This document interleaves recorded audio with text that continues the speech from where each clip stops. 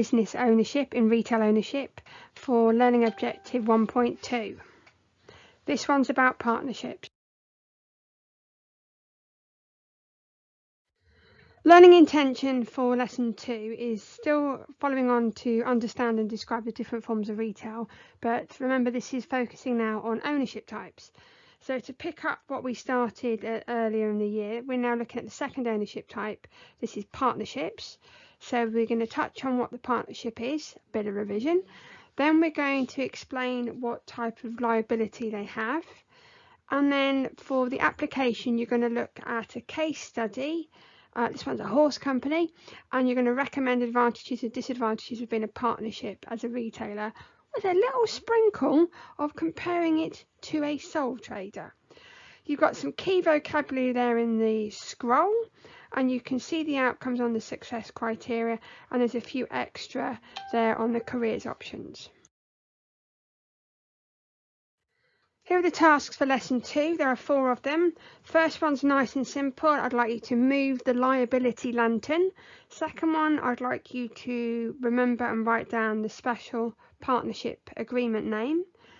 Then the third one is swap shop, where you've got to swap around some advantages and disadvantages.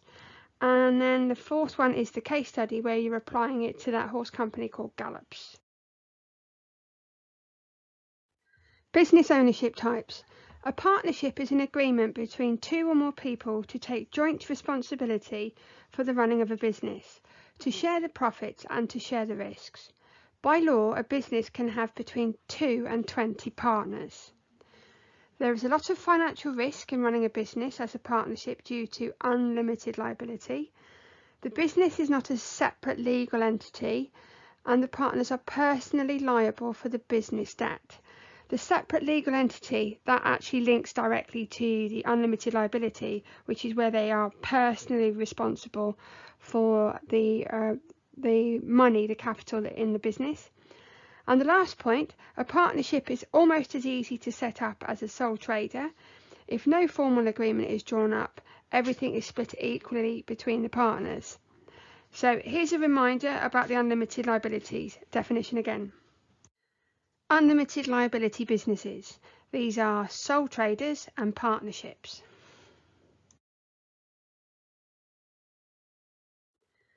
On this task, your job is to move the green lantern. You're going to have a listen to the definitions again on unlimited and limited liability, but this time it's the other way around. I'd like you to move the green lantern to where you think a partnership is. So this is about you paying attention to the last slide. So you've got to move the lantern to whether a partnership is unlimited or move it next to limited, depending on whether you think you've got the question right or not. Unlimited liability. The owners are personally responsible for all debts, even if this means selling personal possessions. If they can't pay for debts, then they may have to be declared bankrupt. Limited liability. The owners are only responsible for debts up to the amount they invested in the business. For example, if the owners invested £20,000, then they will only be liable for this amount. Legal best practice for partnerships. It is advisable for partners to draw up a special agreement called the Deed of Partnership, which will outline the following 5 points. Point 1. How the profits or losses will be shared amongst the partners. Point 2. How much money each partner invests. Point 3.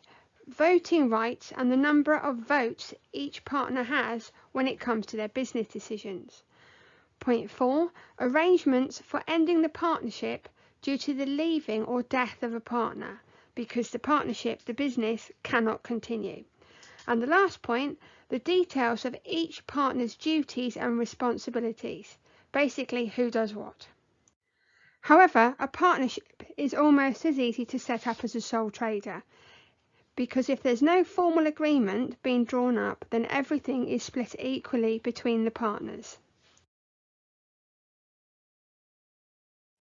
What's the name of that special agreement that I've just told you that needs to be drawn up for legal best practice between partners. But then again, it doesn't have to be. But anyway, let's go back again. What is the name of that special document? Going into a partnership can offer the partners shared ownership, shared decision making, shared workload, shared profit, shared liability for the debts. So, are these good points or bad points? Some questions to consider before going into a partnership include: only going into the business with those you trust. Can you trust everybody?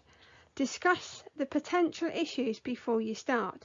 Did you have that conversation with your potential partners? Read and understand the deed of partnership. This is a legal document. Have you read it and understood it properly?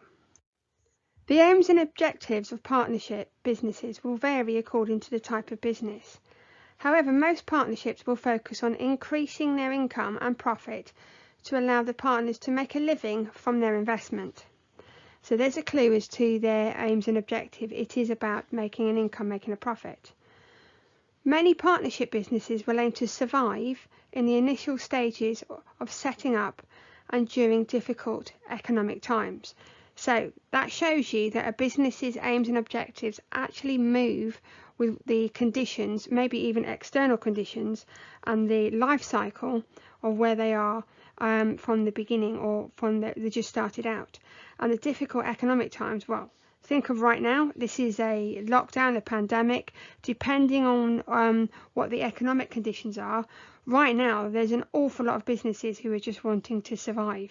So overall, this last bit, it's about understanding what the aims and objectives are and the fact that they will develop and change as the business grows. Time for Swap Shop. What you've got to do here is, there are 2 headings: 7 advantages of being a partnership and 5 disadvantages of being a partnership. Your job is to put the right bullet point under the right heading. For example, there you go. The first one, partners still have unlimited liability. I've moved it across to a disadvantage. So that's what you need to do. You grab the bullet point and move it to the right title, whether it's a good point or it's a bad point. And it's a good idea to just press escape and come out of the PowerPoint. Or if you're watching this as a video, then you're going to have to use the good old-fashioned, the original pen and paper. Going through the advantages now. As you can see, the first one, partners still have unlimited liability. Second one, there is no complicated paperwork to complete in order to set up the business. Third, extra capital, that's money, is available as more than one person is investing into the business. Fourth, there may be disagreements between partners when making decisions or over workload. Last but one, each owner will bring their own skills and ideas to the business, meaning that more expertise is available within the business. And lastly, if a partner dies or becomes bankrupt, the partnership must come to an end. Now the disadvantages of being a partnership. Reading them all out on that side, on the right hand side. Profits must be shared among partners. The workload is shared between the partners. There may be disagreements between partners when making decisions or over workload. Partnerships are cheap and easy to set up. There is less stress for the owners as decisions and workload are shared. And the last one, partners can specialise in particular areas of the business. Right, now we've just been through each of the lists of phrases and statements about advantages and disadvantages. Just because I read them out based on where they are currently, that by no means means that's where they should stay. So you still have to do the little bit of swap shop.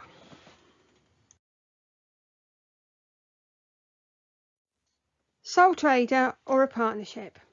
Gallop's is a business selling horse riding equipment in a small shop in a small town. It is owned by Sam Fudge as a sole trader. More recently, Mary Matthews joined the company. She is Sam's school friend who is passionate about horses. Your job is to suggest and explain 2 advantages to Sam and Mary of whether they should be in a business partnership. Right, now for the boxes on the right. The red box first. Notes on good points of being a sole trader. And now the blue box, you need to look through the bad points of being a sole trader.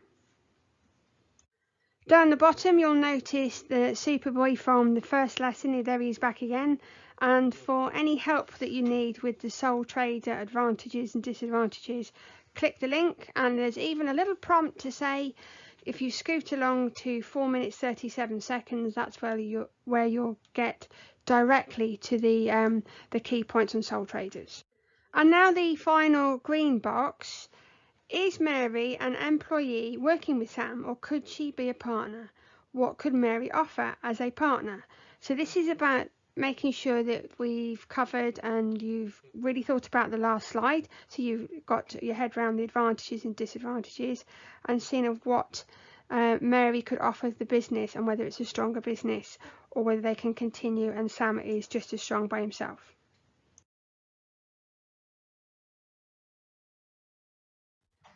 So this is where you're going to put your Gallup's case study answer in the green box on the left. Looking at the red and blue boxes on the right, I'd like you to just have a sneaky little remember, copy and paste or write the notes again in those boxes to remind you of some of the good points you've written down. So just add them again here.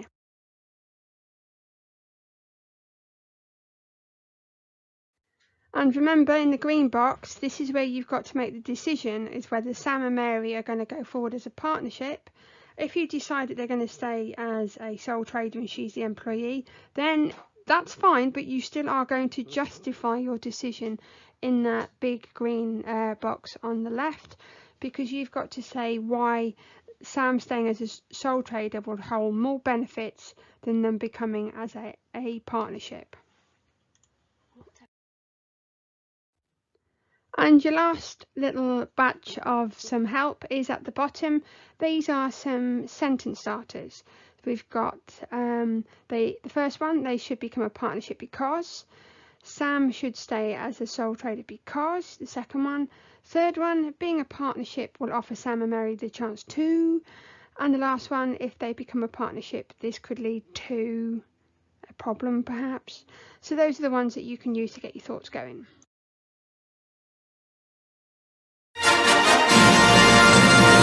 That's it, that's the end of lesson 2. Well done. Woohoo, finished. So you have completed the 4 tasks: the moving the liability lantern, the remembering the special partnership agreement name, the swap shop of advantages and disadvantages, and the last one is the Gallup's case study. Well done. Woohoo.